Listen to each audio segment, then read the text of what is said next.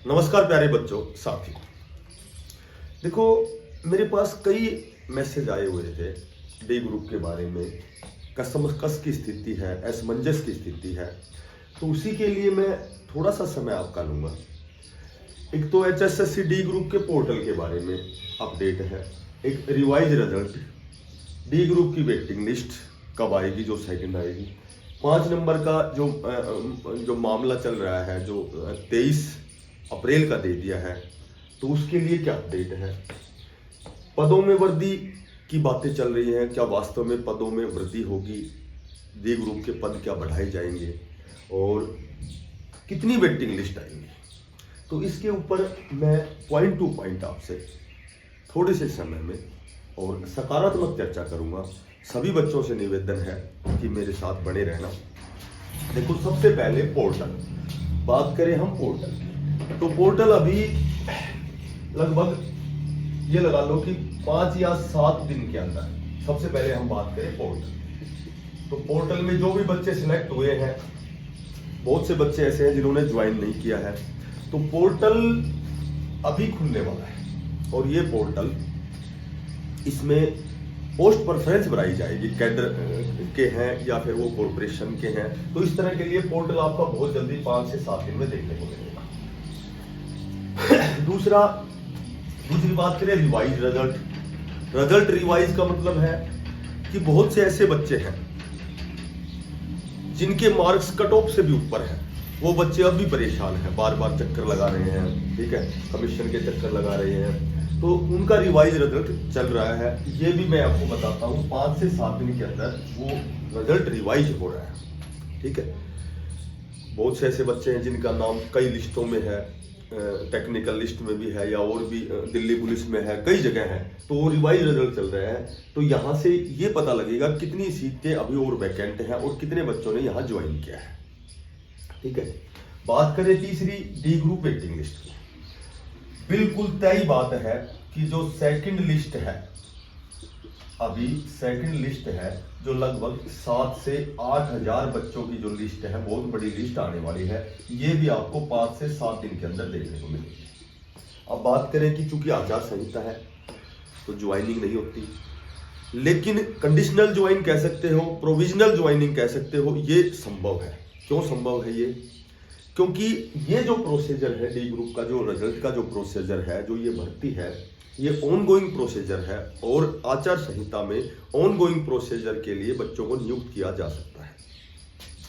तो ये जो 7 से 8 हजार बच्चों की जो लिस्ट है, अब जैसे जर्नल की जो 77.83 गई है, वहां इस लिस्ट में आप जर्नल की 72 से 73 देखोगे कल।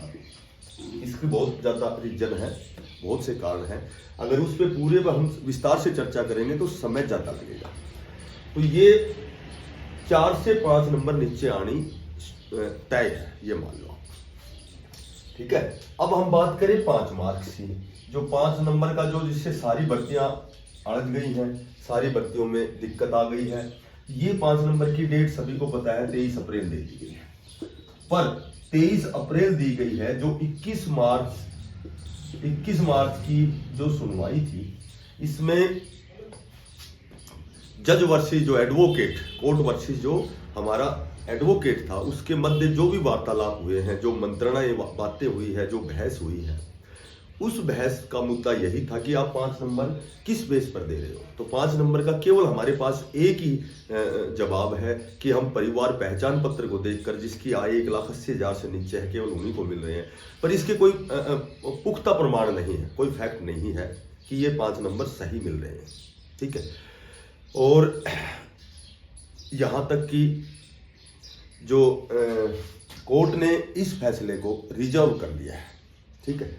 और रिजर्व का मतलब ये होता है कि रिजर्व कोई भी फैसला होता है तो वो उसके लिए जो कोर्ट होता है, जो जज होता है, वो अपना फैसला अंडर 90 दिन के अंदर कभी भी दे सकता है। तो संभवतः ये फैसला 5 से 7 दिन के अंदर आपके सामने होगा। ये जो 5 नंबर हैं, ये 5 नंबर मैंने पहले कई बार बताया है कि ये 5 नंबर मिलने आसान नहीं है, ठीक है। बाद में क्या होता है ये अलग बात है फैसले के बाद, लेकिन यदि रिजल्ट इसका निकलता है, ज्वाइनिंग होती है, सेकंड लिस्ट निकलती है, तो ये रिजल्ट 95 में से ही निकालेंगे। ये रिजल्ट प्रोविजनली होगा, ठीक है, और ये ज्वाइनिंग भी प्रोविजनल होगी, लेकिन इसमें दिक्कत कुछ नहीं है, ठीक है। उसके बाद हम बात करें पदों में वृद्धि, तो ये चर्चा भी बहुत जोर शोर से है कि पदों में वृद्धि होना तय है। इसका मैं यही प्रमाण देता हूं कि जो HSSC D ग्रुप की भर्ती है, इनको विधानसभा चुनाव से पहले करवाना अनिवार्य है, और चूंकि इनके पास इतना समय है नहीं, पर्याप्त समय नहीं है कि एक बार इसका एग्जाम दोबारा किया जाए, क्योंकि जब जिला वाइज जब सूची मांगी गई थी कहां कहां वैकेंट हैं, तो ये 5 से 7 22 हजार के लगभग पद रिक्त हैं, तो ये पूरे भरने हैं इनको, ठीक है। तो पूरे भरने हैं तो एग्जाम लेना अनिवार्य है, लेकिन इतना समय पर्याप्त नहीं है, इसलिए इन्हीं पदों में वृद्धि करके और कम से कम 5 से 7 हजार पद बढ़ाए जाएंगे। ये भी 95% बातें चल रही हैं। उसके बाद कितनी वेटिंग लिस्ट आएंगी, मैंने कई बार बताया है कि 4 वेटिंग लिस्ट आनी है, ठीक है, 4 वेटिंग लिस्ट आनी है। अब पहली जो वेटिंग लिस्ट आएगी, ये तो मैंने बताया था अभी जस्ट 5-7 दिन में आने वाली है, ये 7 से 8 हजार की ये प्रथम लिस्ट हो गई, ठीक है। और जो सेकंड लिस्ट आएगी वो कन्फर्म जब TGT का रिजल्ट आएगा, और जो 20 ग्रुप है C ग्रुप के, इन दोनों के बाद में तुरंत सेकंड लिस्ट आएगी। थर्ड लिस्ट जब आएगी तो थर्ड लिस्ट आएगी जब 56-57 जो ग्रुप है, या तो इनका एग्जाम होगा या फिर एग्जाम तो नहीं होगा, लगभग तो रिजल्ट ही आएगा। 56-57 ग्रुप का जब भी रिजल्ट आएगा उसके तुरंत बाद ये तीसरी लिस्ट आएगी।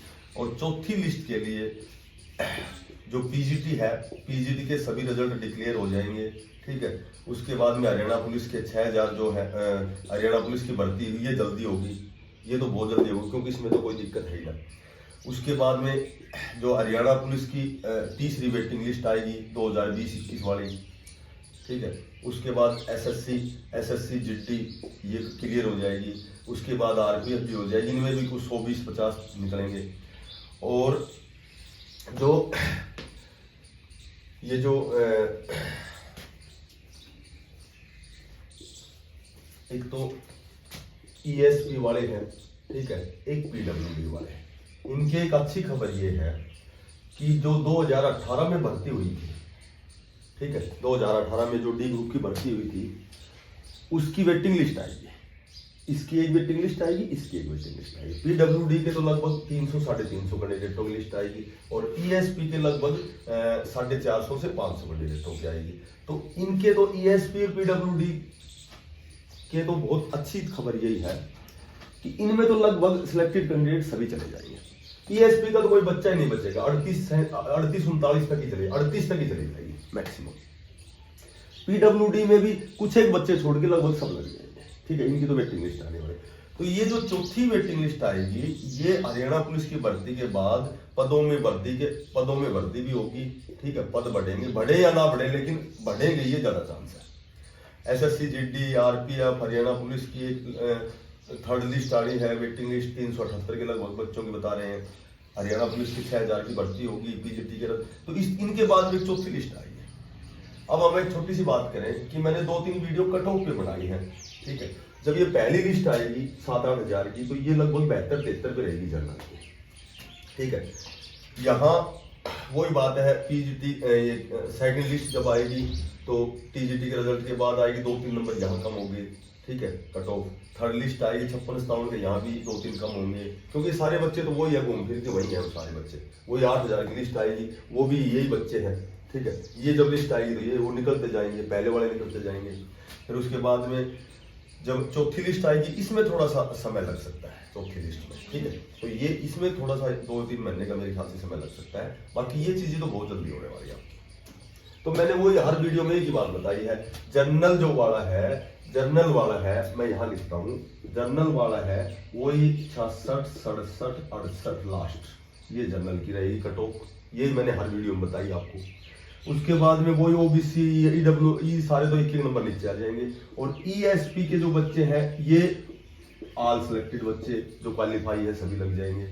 और PW जो दिव्यांग बच्चे हैं, ये जो बच्चे PWD वाले हैं, इनमें शायद कुछ एक बच्चे छोड़ के बाकी सारे ये भी सिलेक्ट हो जाएंगे, 4 लिस्ट दबाएंगे, ठीक है। क्योंकि इन दोनों के लिए तो फायदा ये है कि 2018 की तो 2 वेटिंग लिस्ट आने वाली है। तो खुश रहो, स्वस्थ रहो, मस्त रहो, ठीक है। और जो भी मैंने आपको बातें बताई हैं ये लगभग 95% आपको सही मिलेंगी, बाकी तो और उस विधाता की मर्जी है। धन्यवाद।